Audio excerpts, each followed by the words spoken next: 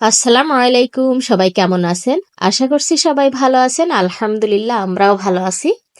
তো আমরা এখন আছি হচ্ছে মেট্রো রেল স্টেশনে, কারণ যাচ্ছি আমরা বাস স্টেশনে, আমরা যাব গ্রামের বাড়িতে। তো মেট্রো রেলে খানিক যেয়ে তারপরে আমাদের হচ্ছে সেই বাস স্টেশনে আসতে হয়েছে। তো এখন অলরেডি চলে আসছি, বসে আছি কখন আমাদের বাস আসবে। তো বাস চলে এসেছে, আমরা রওনা দিয়েছি। আর আজকে ঢাকা শহরে এত জ্যাম ছিল, বিশ্বাস করেন এত জ্যাম মনে হয় আগে কখনো পড়িনি। একদম মেন হাইওয়েতেই হচ্ছে আপনার 20 মিনিট 30 মিনিট করে গাড়ি দাঁড়িয়ে থাকছে, মানে অবাক করা কাণ্ড।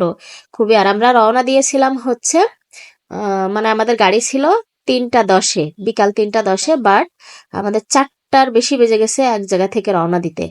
মানে গাড়িও আসছে লেট করে, আবার এই ঢাকা শহর থেকে বেরোতেই পাচ্ছি না, এত জ্যাম এত জ্যাম। যাই হোক, কষ্ট করে যেতেই হবে। আর যাচ্ছি হচ্ছে আমার কিছুদিন আগে আমার খালুজান মারা গেছিল, ওনার যে খানা বলে, মানে মানুষজন খাওয়াবে, এই অনুষ্ঠানে আমরা যাচ্ছি। তো এই তো বাসের মধ্যে আমার মেয়ে, একদম ভালোই লাগছে না আসলে, এত জ্যামে পড়ে থেকে সবাই ক্লান্ত হয়ে গেছি। জ্যাম না হয়, গাড়ি রানিং চলতে থাকলে কিন্তু কারোরই কষ্ট হয় না, বাট যখনই জ্যামে পড়ি এটা যে কি বিরক্তিকর তা সেটা ভাষায় বলা যাবে না। তো অনেক দূর আমরা কথা বলতে বলতে চলে এসেছি, অলরেডি পদ্মা সেতু পার হয়ে গেছি। আর এখন আবার ব্রেক দিয়েছে সবার একটু নাস্তা পানি করার জন্য। তো সবাই বাইরে গেছে, আমি আর যাইনি, আমার আর ভালোই লাগতেছে না বাসের মধ্যে একা একা বসে আছি। একা না, সামনে আরো 2-1 জন আছে, কিন্তু বড় সিট বলে বোঝা যাচ্ছে না। তো আসলে যাই দেখি কি আপনাদের মাঝে শেয়ার করতে পারি, মনে হচ্ছে না পারবো, যে প্রচন্ড গরম, তার উপরে মানে অবস্থা তো একদমই। তো আমার মেয়ে আবার এই যে হচ্ছে বিফ শর্মাটা খাবে, তোর বাবা আবার এনে দিয়েছে। তোর বাবা আবার গেছে, বলছে আমরা কিছু খাওয়ার জন্য নিয়ে আসি দেখি। তো ওই বিফ শর্মাটা এখন মেয়েকে খাইয়ে দিই। তো আমার মেয়ে বসে বসে খাইতেছে, ওর বাবা আবারও গেছে খাবার কিছু নিয়ে আসতে। দেখেন দুষ্টুটা কেমনে খায়। তো এই তো ওর বাবা আবার আমাদের জন্য চিকেন ভেজিটেবল কি যেন নিয়ে আসছে, এটার নাম আমি জানি না, ভুলে গেছি। তো ওখান থেকে অলরেডি আমরা বাসায় চলে এসেছি। আর আমার বাবা মা সেই সন্ধ্যার পরে থেকে রাত 10টা 11টা 12টা পর্যন্ত সে আমাদের জন্য, আমরা যেখানে নামবো সেখানে বসেছিল।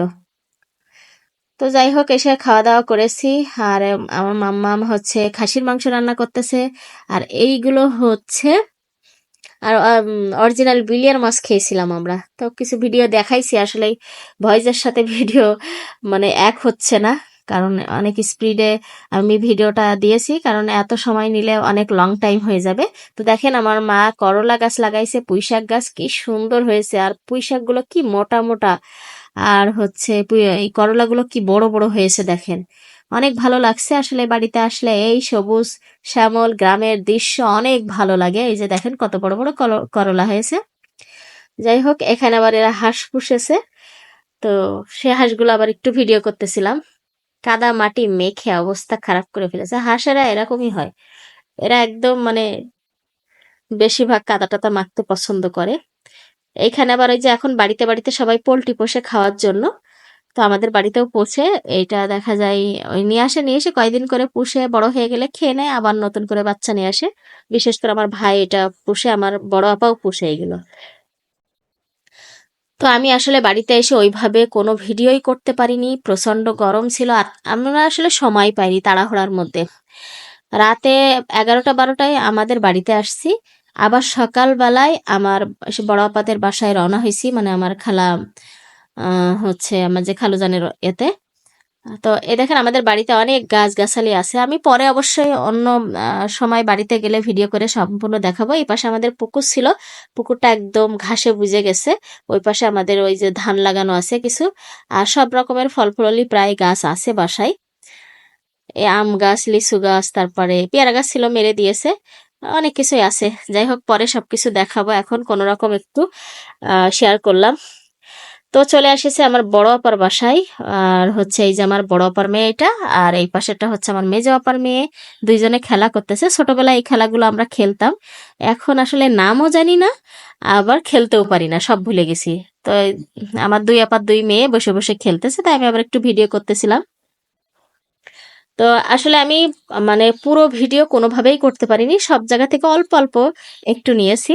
তো আমরা গিয়েছিলাম হচ্ছে সেই খাবার খেতে, এই পাশেই আপনার 800 জন 900 জনের আয়োজন করেছে। এত মানুষ, আসলে গরম প্রচন্ড, তার উপরে মানে বৃষ্টি হচ্ছে, হঠাৎ করে বৃষ্টি, আবার প্রচন্ড গরম।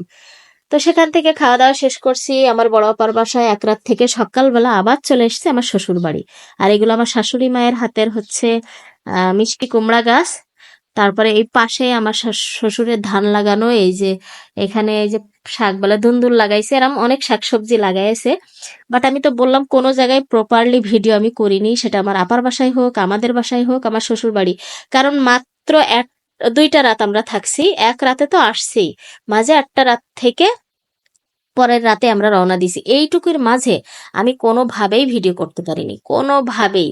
আর আমার ইচ্ছাও করিনি আসলে, এত মানে জার্নির উপরে শুধু কোনোভাবে এক জায়গায় যে একটু থাকবো কয়েক সময়, তা সেটা পারিনি জার্নির উপরে। আর তার উপরে বড় বাসায় এসে প্রচুর মানুষজন, 800 900 জনের আয়োজন, এত মানুষজনের মধ্যে সম্ভবই হয়নি যে এগুলো ভিডিও করবো। আর দেখেন আমার শ্বশুরবাড়ি কত সুন্দর ঘাস, মানে ধান লাগাইছে, মানে আশেপাশে সবুজে ভরা। আর এই ছাগলের জানেন কয়টা বাচ্চা? 4টা বাচ্চা হয়েছে, তাও আবার 4টা খাসির বাচ্চা, বুঝতে পাচ্ছেন? মানে প্রায় সময়, প্রায় না, আমার শাশুড়ি আম্মার প্রায় যে 4টে বাচ্চা, দেখেন 2টা আমার শাশুড়ি ধরে রাখছে আর 2টা দুধ খাচ্ছে, মানে একসাথে ছেড়ে দিলে তো মারামারি করবে।